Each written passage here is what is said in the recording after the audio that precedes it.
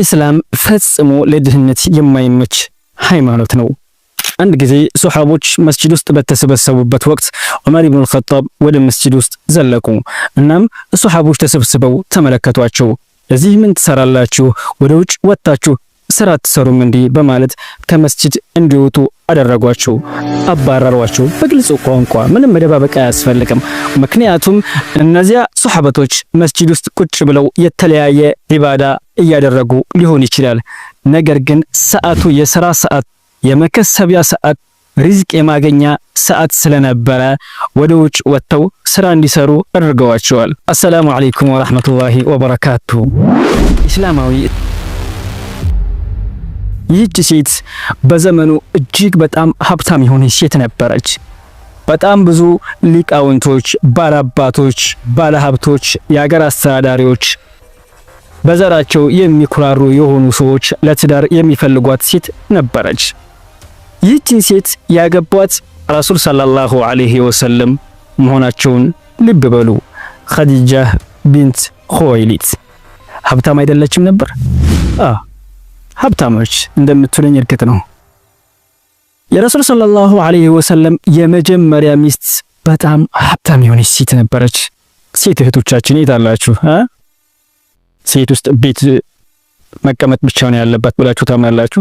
ዛሬም እንደዛ ነው የምታስቡት? ወንዶችስ ብትሆኑ እንደዛ ነው የምታስቡት? ሴት ልጅ ወደ ኩሽና፣ ወንድ ልጅ ወደ ውጭ የሚል አመለካከት አእምሯችሁ ውስጥ ካለ በፍጹም ተሳስታችኋል። ምክንያቱም ኸዲጃ በአሁኑ አጠራር ቢሊየነር የሆነች ሱሐባ ነበረች። እንደዚሁም በአንድ ሐዲሳቸው ረሱል ሰለላሁ ዐለይሂ ወሰለም ሴት ልጅ ለአራት ነገር ተብላ ትገባለች ብለዋል አይደለ? ታውቁታላችሁ ይህን ሐዲስ በደንብ። ከአራቱ ነገሮች አንደኛው ሀብት መሆኑን ልትዘነጉ አይገባም። አያችሁ? ስለዚህ የሴት ሀብታም ነበረች ማለት ነው። አሁንም በዘመናችን አንዲት ሴት ሀብታም ከሆነች ባል እንደማታጣ እናንተ ራሳችሁ ማረጋገጥ ትችላላችሁ። ለሀብቷ ብሏ ሊሆን ይችላል፣ ለዘሯ ብሎ ሊሆን ይችላል፣ ወይ ደግሞ አሊያም ለቁንጅናዋ ብሎ ሊሆን ይችላል። አንዲት ሴት ገንዘብ ካላት ለትዳር ትመረጣለች ማለት ነው። ይህ ነብያዊ አስተምህሮት ነው፣ የኔ ቃል አይደለም። ኑዕማን ተሳስተሃል ልትሉ ትችላላችሁ። ምናልባት ባገላለጼ ሊሆን ይችላል። ሐዲሱ ግን ሶሒህ የሆነ ሐዲስ ነው። ሴት ልጅ ለገንዘቧ ተብላ ትመረጣለች።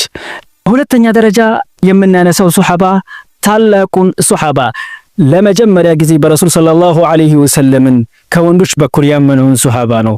ይህ ሰው አቡበከር ሲዲቅ ይባላል። አቡበከር ሲዲቅ ድሃ ነበር? እንደዛ ታስባላችሁ? ድሃ ነበር? በፍጹም አይደለም። ድሃ አልነበረ። አቡበከር ሲዲቅ በአሁኑ አጠራር ቢሊየነር የነበረ ሱሐባ ነው። የረሱል ሰለላሁ ዐለይሂ ወሰለም ጓደኛ፣ የቅርብ ሰው፣ በእያንዳንዱ ጉዟቸው የማይለዩት ሰው፣ ስደት ሊሆን ይችላል፣ በኸይር ነገራቶች ሁሉ የማይጠፋው አቡበክር ሲዲቅ ሀብታም ነበረ። እሺ እሱን እንተወውና ወደ ረሱል ሰለላሁ ዐለይሂ ወሰለም ባክግራውንድ የኋላ ታሪክ እንመልከት። ረሱል ሰለላሁ ዐለይሂ ወሰለም የሁለት ለእርድ የቀረቡ አባት ልጆች ናቸው። ታውቃላችሁ። አንደኛው ነቢዩላህ ኢስማኤል የነቢዩላህ ኢብራሂም ዐለይሂ ሰላም ልጅ ሲሆኑ እሳቸው ከሰማይ በጎርዶላቸው እርድነታቸው ሊቀር ችሏል። ሁለተኛው ደግሞ የረሱል ሰለላሁ ዐለይሂ ወሰለም ወላጅ አባት የሆኑት አብደላህ ኢብን አብደል ሙጠሊብ ነበሩ። እኒህ አባት እርድ ከመሆን ወይንም ደግሞ ከመታረድ እንዴት እንደቀሩ ታውቃላችሁ? አብደል ሙጠሊብ አንድ ጊዜ ለአላህ ወይም ደግሞ ለጌታቸው ስለት ተሳሉ። 10 ወንድ ልጆችን ከሰጠኸኝ አንዱን ላንተ መስዋዕት አደርጋለሁ፣ አርደዋለሁ ማለት ነው። አንዱን አርደዋለሁ ብለው ለጌታቸው ተሳሉ። እናም ጌታቸው አላህ ሱብሓነሁ ወተዓላ 10 ልጆችን በተከታታይ ሰጣቸው። የመጨረሻውና መደምደሚያ ልጁ ደግሞ አብደላህ ኢብኑ አብዱል ሙጠሊብ ነበሩ። ከነዚህ 10 ልጆች መካከል እጣ መጣል አለበት። መጣል አለበት። ኦፍ ኮርስ እጣ ተጣለ፣ አብደላህ ላይ ወጣ። ድጋሜ እጣ ተጣለ፣ አብደላህ ላይ ወጣ። ድጋሜ እጣ ተጣለ፣ ሶስተኛ። አሁንም በድጋሜ አብደላህ ላይ ወጣ። ሰዎች ይሄ ልጅማ መታረድ የለበትም በሌላ ነገር መካስ አለበት ተባለ። እሺ እንዴት ነው ሊቀር የሚችለው? እንዴት ነው አለመታረድ የሚቻለው ተባለ። እናም ሰዎች ተመካከሩና 10 ግመሎች እየጨመረን በአብደላህና በነዛ 10 ግመል መካከል እጣ እየጣልን ግመሎቹ ላይ የወጣ ሰዓት ላይ ግመሎቹን መስዋዕት እናደርጋለን ተባለ። እሺ ከዚያ በኋላ ምን ተፈጠረ? 10 ግመሎች በዚህ በኩል ቀረቡ፣ አብደላህ በዚህ በኩል እጣ ተጣለ። አብደላህ ላይ ወጣ። አብደላህ እንዳይታረድ ሌላ 10 ግመሎች ተጨመሩ፣ 20 ግመሎች ሆኑ እና አብደላህ እጣ ተጣለ። አሁንም የረሱል ሰለላሁ ዐለይሂ ወሰለም አባት ላይ ወጣ።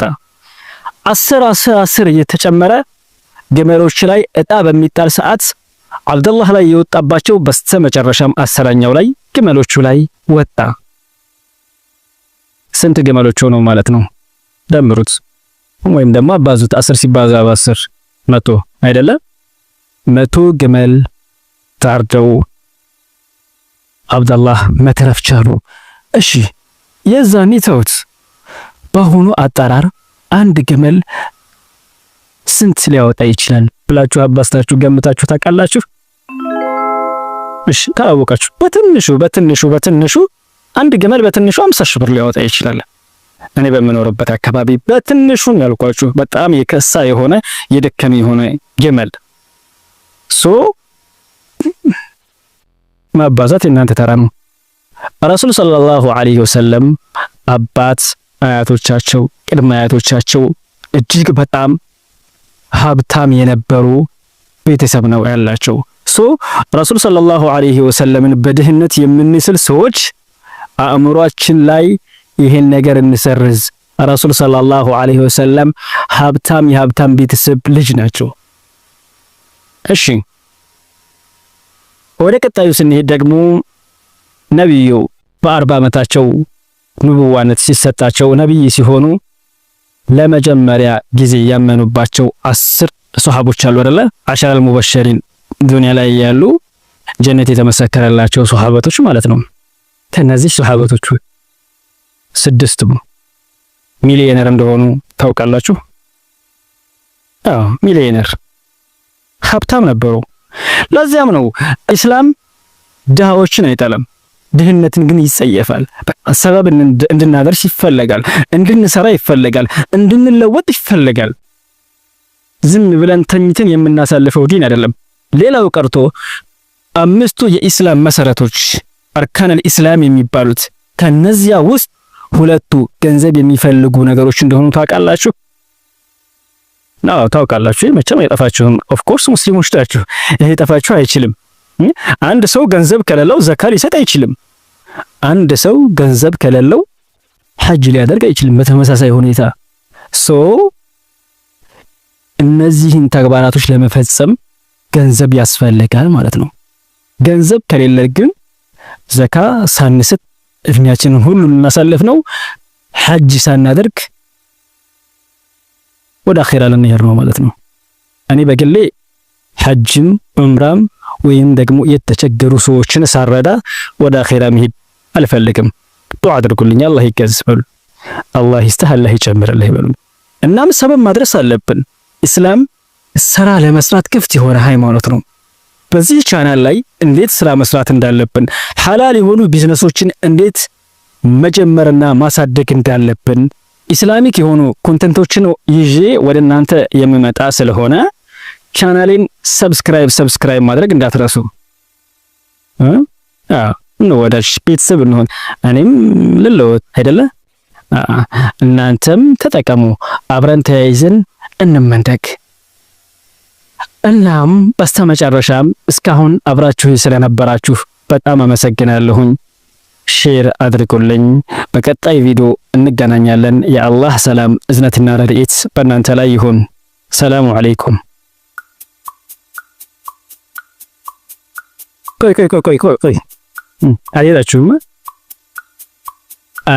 በረሱል ሰለላሁ ዐለይሂ ወሰለም ላይ ሰላዋት አወርዳችኋል? አላወረዳችሁም? እሺ። አላሁመ ሶሊ ወሰሊም ወባሪክ ዐላ ሰይዲና ሙሐመድ። ሰላሙ አለይኩም።